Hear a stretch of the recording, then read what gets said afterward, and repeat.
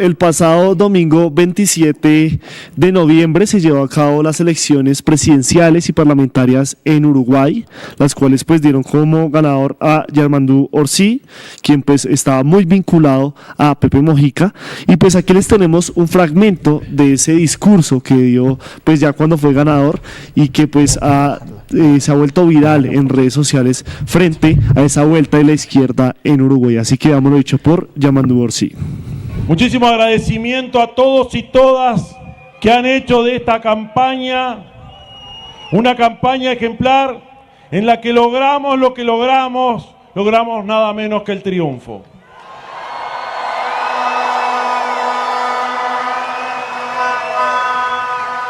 Un triunfo que empezó allá en octubre, cuando la ciudadanía resolvió la integración de nuestro Parlamento. No son tiempos de promesas, pero me comprometo a una sola. A partir de mañana vamos a trabajar mucho, vamos a laburar muchísimo todos los días y no aflojar jamás para la construcción del Uruguay que nos merecemos. Voy a ser el presidente que convoque una y otra vez al diálogo nacional para encontrar las mejores soluciones. Por supuesto con nuestros planteos, pero también escuchando muy bien lo que nos dicen los demás. Voy a ser el presidente que construya una sociedad más integrada, un país más integrado, donde además, a pesar incluso de las diferencias, jamás nadie podrá quedarse atrás. Desde el punto de vista económico, social... Cada historia comienza con una primera página. Gracias a que pude estudiar y el apoyo de mis profes, tuve la oportunidad de aprender y desarrollar mis capacidades. Esta formación integral, potenciada por el gobierno del cambio, me permitió llegar a lo más alto. Tu historia también puede ser extraordinaria. Revoluciona tu vida, matrículate hoy. Ministerio de Educación Nacional. Bueno, y por supuesto, para analizar lo sucedido en Uruguay el pasado domingo 27 de noviembre, hemos invitado al señor Amaury Chamorro, estratega y consultor político, formado en periodismo de la Universidad de Sorocaba, Brasil, magíster en gestión de la comunicación política y electoral, y pues que conferencista y analista político de diversos medios internacionales y que ha acompañado pues diferentes campañas políticas en Latinoamérica y en el mundo. Así que, señor Amaury, muchas gracias por estar aquí en el Tercer Canal. Gracias, un saludo a todas y a todos que nos ven. Y no es necesario el señor, tú te amas nomás. Listo, claro que sí. Bueno, lo primero, ya acabamos de ver pues un fragmento de las declaraciones de Yarmandú Orsi, y yo quisiera preguntarle pues qué representa ese triunfo de la izquierda uruguaya, pues después de 15 años que pues ellos estaban al mando de la presidencia, 5 años de la derecha, y nuevamente vuelven a colgarse. ¿Qué representa este señor? Y por supuesto, ¿qué representa este triunfo para Uruguay y para Latinoamérica? Lo que representa es la vuelta del pueblo al gobierno, a la presidencia de la República de Uruguay, no solo la victoria presidencial, pero también una mayoría en el Senado, ¿no? Y la Cámara de Representantes prácticamente igual, digamos, entre el Frente Amplio y las demás fuerzas políticas del país. Es un historiador, profesor, viene de la base del Frente Amplio, entonces es un hombre que siempre ha actuado en la construcción colectiva del proceso del partido. Inclusive, él es uno de los responsables de la retomada realmente del Frente Amplio después de la derrota que sufrió hace 5 años con el candidato anterior que perdió para la calle Pou. Entonces, ahora este es el resultado de la construcción de un proceso colectivo. Eso es muy importante entender. Sobre ese resultado también veíamos que muchos comentaban al respecto de lo que fue pues la participación de Pepe Mujica también en esas elecciones. Algunos medios también escuchábamos que utilizaban el término de que Yarmandú Orsi era como un delfín de Pepe Mujica. ¿Qué hay de cierto en esa relación y en esos calificativos que hace la prensa uruguaya?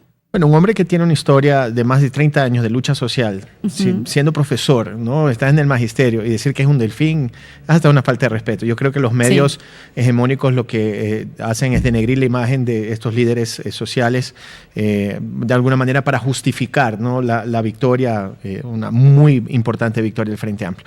Pero nunca una elección o una victoria, una derrota electoral se mide apenas por un factor, o porque Pepe lo apoyó, o porque hizo hizo una campaña buena o por las bases, ¿no? Hay siempre una gran ecuación que tiene que ser manejada y que permite de alguna forma que alguien venza, alguien pierda, ¿no? Y la coyuntura era también muy adversa al presidente.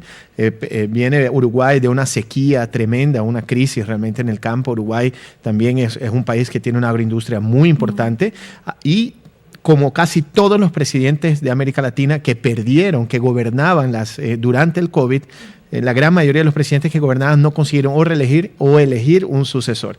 Entonces, esto también acaba afectando. Pero yo creo que la principal variable es la organización del Frente Amplio Territorial. Hizo un trabajo de 5 años sin parar, casa a casa, y logró reagrupar las fuerzas populares, y ahí está el resultado. Usted habla de esa agrupación, pero pues muchos también catalogan como que la derecha defraudó en Uruguay y eso fue el producto de que él llegara al poder. ¿Eso es cierto?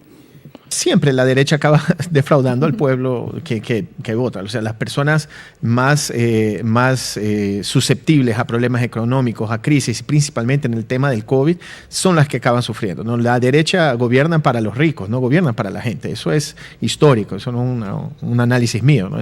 Entonces, la gente se sintió defraudada, sí, con un gobierno que no atendió sus expectativas, y vuelve el Frente Amplio, que ya ha gobernado por tres momentos consecutivos. ¿Te gusta tu energía? En Ecopetrol usamos nuestra energía para mitigar el cambio climático y así lograr 0 emisiones netas de carbono en 2050. Un compromiso impulsado por la transición energética. Somos energía que transforma a Colombia. Ecopetrol. A Mauri, llama muchísimo la atención que cuando uno ve pues los porcentajes que logró el candidato Yamandu versus Álvaro Delgado, que era su contendiente, pues obviamente nos encontramos con un panorama que también se repitió en las elecciones presidenciales de Estados Unidos y que ha ocurrido en otros comicios electorales, y tiene que ver la certeza que tienen las firmas encuestadoras en estos procesos electorales, que calculaban para las elecciones de Uruguay una diferencia de 6 puntos porcentuales. ¿Cuál es esa legitimidad que se pierde o se gana de estas firmas encuestadoras frente a los procesos electorales de Uruguay? Yo creo que en todos los lugares y cada vez más que se enfrentan a las derechas radicales, o sea, el neofascismo muy vinculado a las iglesias evangélicas, y eso se vivió en Brasil también ahora, hace 2 meses apenas también hubo una elección en Brasil, una elección a las alcaldías, donde prácticamente los resultados en algún momento no se encontraban. ¿Por qué? Porque en las encuestas los votantes de la ultraderecha, por decisión inclusive de sus líderes, no indican por quién van a votar, y eso causa en algunos países distorsiones, ¿no? Uh-huh. En el caso de Uruguay, no. Uruguay es un país muy politizado, con un nivel educacional bárbaro, o sea, el promedio de lectura de un libro es de 7 libros por año per cápita, ¿no? Entonces, es uno de los países que más consume literatura en América, lo que quiere decir que es un país muy culto. Entonces, este tipo de encuestas sí te permiten, en el caso de Uruguay, que presentaba el Frente Amplio liderando desde hace mucho tiempo. Es más, casi Yamandu gana en primera vuelta. Uh-huh. Inclusive algunos dicen que por errores comunicacionales no se llega a la primera vuelta, ya victorioso, pero lo pudo recuperar en el segundo, ya que todos los otros partidos, todos los otros candidatos se unieron en contra de Yamandu, pero eso no fue suficiente para arrebatarle la victoria. Bueno, y ya que mi compañera lo nombró, ¿quién es Álvaro Delgado y qué sector representa, o a quiénes representa Álvaro Delgado? Álvaro Delgado era la mano derecha de Lacalle Pou, ¿no? Es también un candidato que viene del seno de la derecha conservadora uruguaya, y que de alguna manera no pudo con el peso también de la mala evaluación del presidente Lacalle Pou.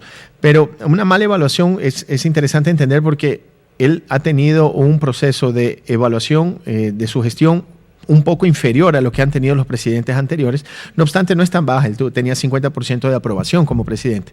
Pero el Frente Amplio, en su organización, con la figura de Pepe, también ya mandó un súper candidato y un hombre que representaba las bases, logró movilizar los sectores que de alguna forma no se movilizaron en la victoria de Lacalle Pou. Solo con una última variable. Lacalle gana la elección con un poquito más de 1 punto de diferencia. Eran algo como 30,000 votos sobre Daniel. Entonces, ahora el Frente Amplio consigue recuperar y ampliar ese margen para 5 puntos más o menos. Bueno, antes de ir a un análisis sobre la región, usted pues al principio nos hablaba de que pues no solo era la elección presidencial, también era el Congreso y también habían 2 plebiscitos. Yo aquí leyendo decía uno del sistema de pensiones y la autorización de allanamientos nocturnos. ¿Puede contarnos un poco de esa decisión de estos plebiscitos que se dieron en Uruguay, por favor? Uruguay pasa por 2 crisis, 3 crisis, digamos, en este momento. La primera es el tema de la agroindustria, muy afectada por las sequías, entonces hay un impacto en uno de los pilares de la economía del país. Lo segundo es que hay un volumen de desempleo juvenil estratosférico. Es casi el 30% del país, de los jóvenes del país, están sin trabajo. Entonces se genera una crisis económica y también, no solo una crisis económica, pero una crisis de mirada hacia el futuro, ¿no? Entonces, a un presidente que se conecta con esa mirada al futuro ayuda. Y por tercero, es algo que nunca se había visto en Uruguay, que es la violencia, ¿no? Hay un fenómeno de violencia muy grande en el país, muy grande para los patrones uruguayos, ¿no? No para los que vivimos aquí en Colombia o países como en el caso de Ecuador, que hoy es el país más violento del mundo, pero Uruguay pasa por una crisis de seguridad y ese es el resultado de la cuestión de los allanamientos, como una forma de presión también de la opinión pública, de la sociedad exigiendo un poco más de acción de mano dura, que es natural cuando ya la sociedad se ve muy arrinconada por la criminalidad. ¿Qué usas tu energía? En Ecopetrol usamos nuestra energía para impulsar la transición energética. Producimos hidrógeno para hacer gasolina y diésel más limpios. Somos energía que transforma a Colombia. Ecopetrol. Ayúdanos a seguir con nuestra labor periodística a través de nuestro NEC y DaviPlata 310-779-3518. Está evaluando es que más adelante sí sea para todos. Lo que necesita el país. Pedí que me sacaran de allá. Un agradecimiento a todos por su sintonía aquí en el tercer canal. Métase en la mente de un delincuente, de un ladrón. A una nueva entrega de periodismo sin corrección. Pasión todo locura y estamos muy contentos. De las calles del sur. Digo, la señora, ¿me da un expreso, por favor?